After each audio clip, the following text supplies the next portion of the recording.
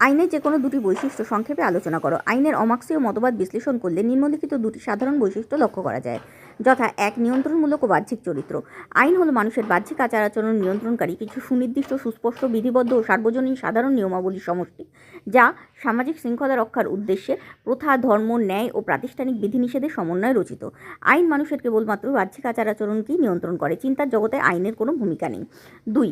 রাষ্ট্রীয় অনুমোদনপ্রাপ্ত এবং বাধ্যতামূলক প্রকৃতি। আইন সার্বভৌম সরকার বা সমগোত্রীয় প্রাতিষ্ঠানিক কর্তৃপক্ষ কর্তৃক নির্ধারিত, আরোপিত, প্রযুক্ত ও সংরক্ষিত এবং সমাজ কর্তৃক স্বীকৃত ও সমর্থিত। রাষ্ট্রের সার্বভৌম শক্তি আইনের কর্তৃত্বমূলক চরিত্রের কারণ ও ভিত্তি। সার্বভৌম শক্তির প্রধান কাজ হলো আইনকে কার্যকর করা। আইন পালন বাধ্যতামূলক, তাই আইন ভঙ্গ করলে সার্বভৌম শক্তি আইন ভঙ্গকারীকে শাস্তি প্রদান করে। আবার শাস্তির প্রকৃতি ও পরিমাপও এই আইনের দ্বারাই নির্দিষ্ট হয়।